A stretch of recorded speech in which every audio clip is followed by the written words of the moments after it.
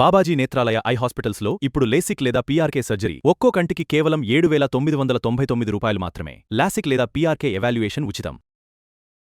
నమస్తే రమగారు. నమస్తే జయ. రమగారు, శ్రావణ మాసం అనగానే మనకి వరలక్ష్మి వ్రతం బాగా గుర్తొస్తుంది కదండి.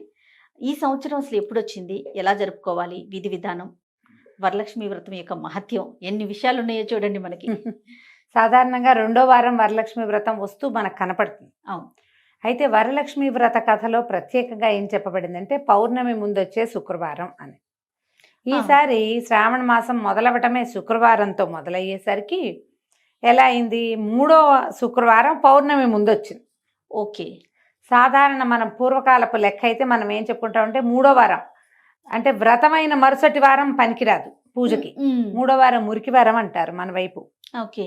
మన ప్రాంతాల్లో అలాంటి మాట ఉంది. కానీ ఇప్పుడు ఇదేమైంది, ఈసారి మూడో వారమే మనకి వరలక్ష్మి వ్రతం ఏం పెట్టుకోకండి అని చెప్పి చూపించింది. అంతే, అలా ఏం లేదు. ప్రతి శుక్రవారము ప్రత్యేకమైందే. మీ సొంత ఐడియాలు నా మీద ఇంపోజ్ చేయొద్దని చెప్తోంది లక్ష్మీదేవి. అంతే కదా. అంతేగా. కాకపోతే మనం పౌర్ణమినే లెక్క పెట్టుకోవాలి. ఎప్పుడు వస్తే దాని ముందున్న శుక్రవారం. కథలో ఉన్న వాక్యం అది, పౌర్ణమి ముందు వచ్చే శుక్రవారం అని. పౌర్ణమి ముందు వచ్చిన మూడో శుక్రవారం నాడు మనం వరలక్ష్మి వ్రతం జరుపుకుంటాం. అయితే సంవత్సరం అంతా మనం లక్ష్మీ పూజలు చేసుకుంటాం. నిత్య గౌరీ పూజ, శుక్రవార లక్ష్మీ పూజ అనేది ఒక నియమంగా మన ప్రాంతాల్లో కూడా స్పష్టంగానే కనపడుతుంది.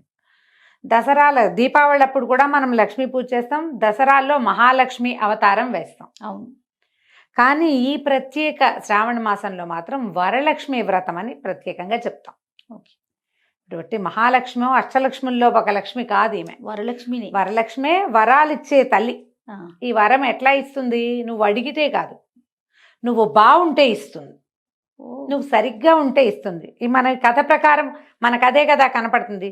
ఎవరైనా ఇప్పుడు చూడు, ముందున్న కథలు అన్నిట్లలో, అన్ని పురాణ గాథల్లోనూ లక్ష్మీదేవి కోసం తపస్సు చేసిన వాళ్ళు కనపడతారు. అవునండి కదా. తపస్సు చేసి లక్ష్మీదేవిని సాధ్యం చేసుకున్నటువంటి భృగు మహర్షి, ఇట్లా కొంతమందిని గురించి చెప్పుకుంటాం. కొంతమంది ఇట్లా నాకు సంతానంగా నువ్వు పుట్టమని కోరుకున్న వాళ్ళు ఇలా మనకు కనిపిస్తారు. కానీ లక్ష్మీదేవి తనంతట తాను వచ్చినట్టుగా ఏ కథల్లో అయినా ఎక్కడైనా చూస్తామా మనం? ఎక్కడ చూడలేదు. ప్రయత్నం మీదే లక్ష్మి వస్తుంది. అయితే ప్రయత్నం లేకుండా ప్రత్యేకమైన విధానాలు కలిగి ఉన్న వాళ్ళని లక్ష్మీదేవి ఎలా అనుగ్రహిస్తుందో మనకిది తెలియజేస్తుంది. దీనికి పూర్వగాథ మనం ఏం చెప్పుకుంటాం, వరలక్ష్మి వ్రతానికి చారుమతీదేవి, కుండినంబ అనే నగరము, అందులో చారుమతీదేవి అనే ఒక బ్రాహ్మణ స్త్రీ. ఆమె భర్తని అనుసరించి ఉండేది, బుద్ధిమంతురాలు, అత్తమామల్ని బాగా చూసుకునేది, వాళ్ళ ఇంటికి వచ్చిన చుట్టాలు పక్కాలను చూసేది, చుట్టుపక్కల వాళ్ళతో గొడవ పడేది కాదు. వాళ్ళ ఇంట్లో ఉన్న విధానం, పూజా విధానము, మర్యాద అతిక్రమణించకుండా చక్కగా సజావైన ప్రవర్తన కలిగి ఉండేది. ఆమె ప్రవర్తనకి మెచ్చి లక్ష్మీదేవి కల్లో కనపడింది. నేను వరలక్ష్మీదేవిని, శ్రావణంలో నా యొక్క పూజ చెయ్యి, నీకు సకల సౌభాగ్యాలు ఇస్తాను అని. లక్ష్మి తనంతట తను వచ్చింది. మనం పద్యాల్లో చెప్పుకున్నాం, సిరిదా వచ్చిన వచ్చునని. సిరి ఎట్లా వచ్చింది, ఇలా వచ్చింది. కల వచ్చి వ్రతం చెయ్యి అని చెప్తే ఆమె పొద్దునే లేవగానే తన ఇంట్లో ఉన్న పెద్దవాళ్ళకి, తన భర్తకి, చుట్టుపక్కల వాళ్ళకి, కొంతమంది కార్తాంతికులు ఈ కథల్ని, స్వప్నాల్ని ఇది చేసి చెప్పగలిగే వాళ్ళని, ఏమిటి స్వప్నం, ఇది కళ యొక్క ఫలితం, స్వప్న ఫలితాలు చెప్పగలిగే వాళ్ళని అందరితోటి మాట్లాడితే వాళ్ళు ఏం చెప్పారు, అమ్మవారు తానంతట తన కల్లో కనపడింది కాబట్టి మనం ఆమె ఆనతిచ్చిన ప్రకారము పూజ చేసుకుందాం. అది ఎప్పుడు చెప్పింది, శ్రావణ మాసంలో పౌర్ణమికి ముందు వచ్చే శుక్రవారం నా యొక్క రోజు, ఆ రోజు నన్ను పూజించు. ఏమందరికీ చెప్పుకొని మా ఇంట్లో నేను పూజ చేసుకుంటా అని అనుకోకుండా చుట్టుపక్కల వాళ్ళందరినీ పిలిచి, ఇంకా చుట్టుపక్కలని కూడా పిలుచుకొని, ఎంతమందినో పిలిచి ఇంట్లో చక్కగా ఒక మండపం ఏర్పరిచి, పంచపల్లవాలతో కలశం ఏర్పరిచి, అంత ఆవు పెడతో అలిగి చక్కగా ముగ్గులు పెట్టి, ఎన్ని చెప్పారు వివరం, ఆవు పెడతో అలికారు, ముగ్గు పెట్టారు, మంచి ప్రదేశంలో ఒక మండప స్థాపన చేశారు, అందులో పంచపల్లవాలతో ఒక కలశం స్థాపించారు. సాంగంగా మన లక్ష్మీ పూజా విధానం అంటే శ్రీ సూక్త విధానంతో పూజ జరుపుకున్నారు. ఓకే.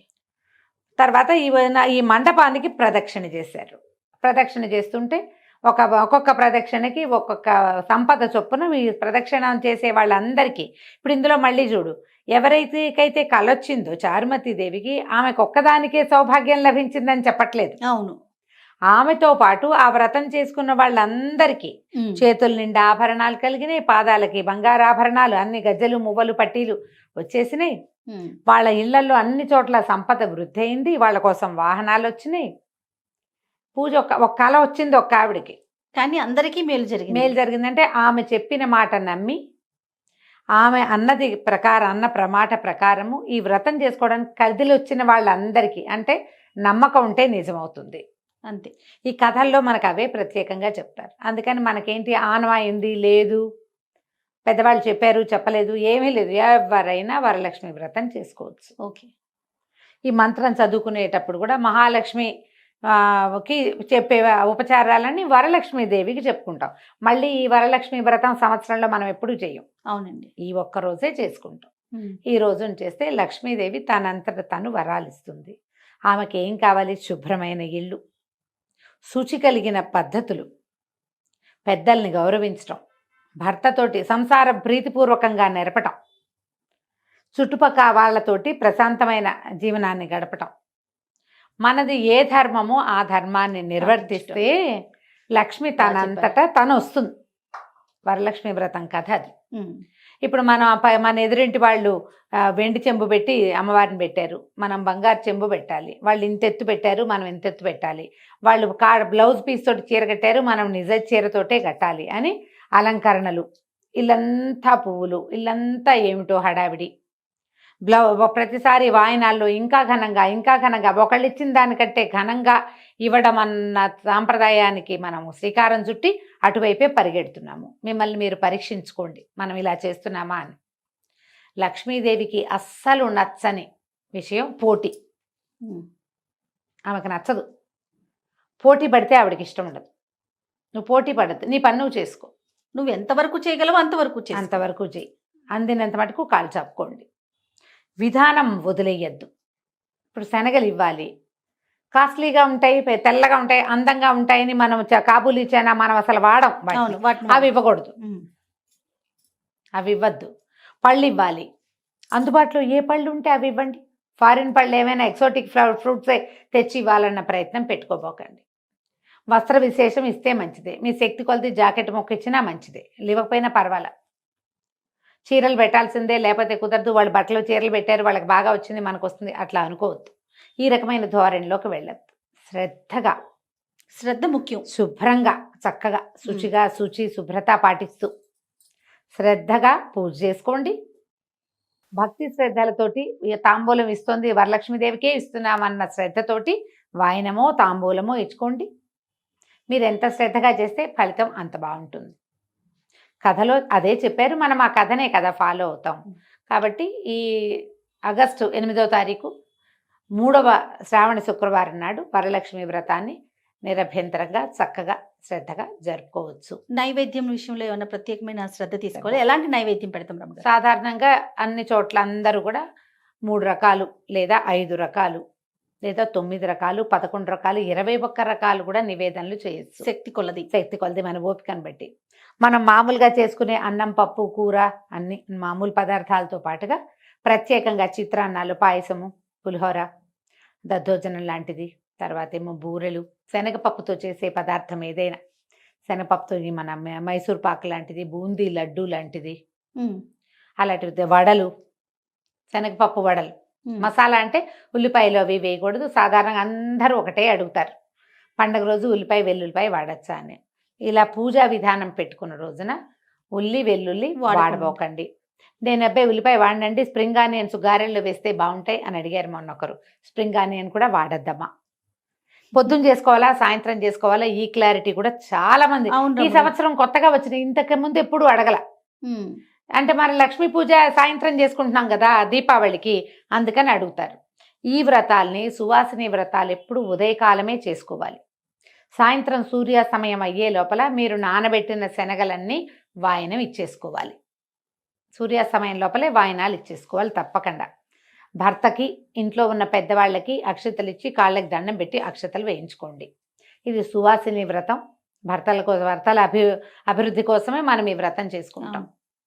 మనకి సంసార జీవితం బాగుండాలని.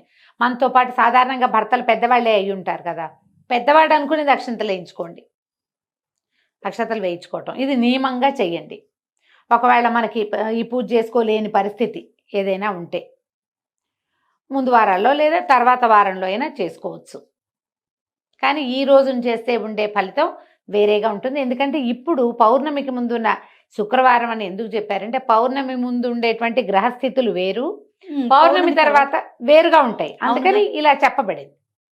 దీనికి పెద్దగా ఉపవాస నియమం లేదు. పొద్దున ఏదో అవి రకరకాల పదార్థాలు చేసి ఘనంగా భోజనం చేస్తాం కాబట్టి సాయంకాలం తేలికపాటి అల్పాహారం తీసుకోండి. సువాసిని వ్రతం కాబట్టి పెద్దగా బ్రహ్మచర్యం మీద అంత గట్టి నియమం చెప్పట్లేదు. పెద్దవాళ్ళు ఎవరైనా మీ ఇంట్లో ఉండి కాదని అవునని అంటే మీ ఇంట్లో విధానాన్ని పాటించండి. మాలాగా ఎవరినైనా అడిగితే ఇదే చెప్తాను. దానికి అంత నియమం పెట్టుకో ఏకభుక్తం భూసైనం అవి ఇక్కడ కనపడవు, ఇక్కడ చెయ్యరు. మీ శక్తి అనుసారం చక్కగా తాంబూలం ఇచ్చుకోవచ్చు, పూజ చేసుకోవచ్చు. పువ్వులు, పళ్ళు, తమలపాకులు, తర్వాత రవికల బట్ట ఏదైనా బ్లౌజ్ పీసులు లాంటివి, తర్వాత ఆభరణాలు ఏవైనా గాజుల్లాని చెవులకి మెడకి ఏమైనా పెట్టుకునేవి అలాంటివి కూడా ఇవ్వచ్చు. కొబ్బరికాయలు ఏవైనా మనం వాయనం ఇచ్చుకోవచ్చు, ఖర్జూరాలు ఇచ్చుకోవచ్చు. వాయనం అని చెప్తున్నాం, తాంబూలం అనుకోండి. కనీసం ముగ్గురికైనా తాంబూలం. వరలక్ష్మి వ్రతం పూజ చేసుకుంటే మాత్రం నేను పూజ చేస్తానండి ఎవరికి నేనేమి ఇవ్వను అంటే మీకు అలా ఇవ్వటం ఇష్టం లేకపోతే, ఒకవేళ అలాంటి వాళ్ళు ఉంటే ఎవరికైనా పళ్ళు, పువ్వులు ఏమైనా ఇవ్వండి. ఏదైనా ఇవ్వాలి. ఇవ్వడం అనేది నియమంగా పెట్టుకోండి.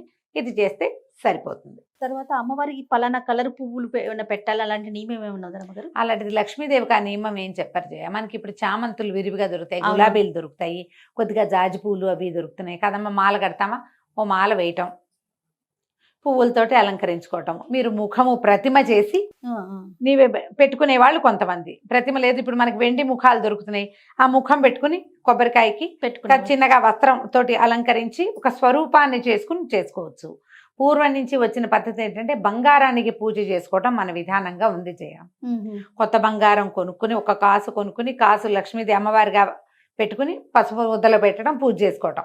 లేదా కొత్త బంగారం కొనలేదు, పాత బంగారాన్నే చక్కగా పాలతో పసుపు నీళ్ళతోటి కడిగి మనం ధరించిన ఆభరణమైనా సరే పనికొస్తుంది. అది కూడా మనం ధరించే ఆభరణాన్ని ముందు పాలతో కడగాలి. మెడలోంచి తీసాక ఒకసారి కడిగేసి పాలతో కడిగి ఇట్లా పాల గిన్నెలో వేయండి, తీసేయండి. చిన్న కప్పులో పాలు పోసుకుని పెట్టి తర్వాత పసుపు నీళ్ళతో కడిగేసి దాన్ని ఒక తమలపాకు మీద ఉంచి ఆభరణాన్ని ఇట్లా చుట్టి పెట్టండి. అది లక్ష్మీదేవిగా భావించి పూజ చేసుకోవచ్చు. కుంకుమార్చన చేసుకోవచ్చు, లక్ష్మీ అష్టోత్తరం చదువుకోవచ్చు, తర్వాత కనకధార స్తోత్రం చదువుకోవచ్చు, మహాలక్ష్మి అష్టకం చదువుకోవచ్చు. ఒకవేళ మీకు ఓపిక ఉండి చేతొస్తే చక్కగా అసలు లక్ష్మీ సహస్రనామం కూడా దొరుకుతుంది, సహస్రనామ పూజ కూడా చేసుకోవచ్చు లక్షణంగా.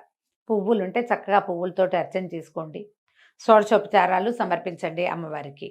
ఇంట్లో పెద్దవాళ్ళు అమ్మ అత్తయ్యో మేనతో పెద్దమ్మో పక్కింట్లో ఎవరైనా పెద్దవాళ్ళు ఉంటే ముత్తైదులకి నమస్కారం చేసుకుని అక్షంతలు వేసుకోవటము. ఇది మనం సాధారణంగా పాటించవలసిన విధానం. మీ ఊళ్ళల్లోనో ఇళ్లల్లోనో ఏవైనా ప్రత్యేకమైన విధానాలు ఉంటే వాటిని వదిలిపెట్టేయకుండా మానేయకుండా వాటిని పాటించండి. ఇది సువాసిని వ్రతం కాబట్టి ఈ ఒక్కరోజు భర్తల్ని దుర్భాషలాడకండి. మీకు కావలసినట్టుగా జరగకపోయినా సరే ఎంత జరిగితే అంతే అమ్మవారి వాళ్ళకి ఇచ్చిందని సరిపెట్టుకుని గొడవ పెట్టుకోకుండా చక్కగా వ్రతం పరిసమాప్తి చేసుకోండి. అలానే రమ్మగారు. నమస్తే. నమస్తే జయ.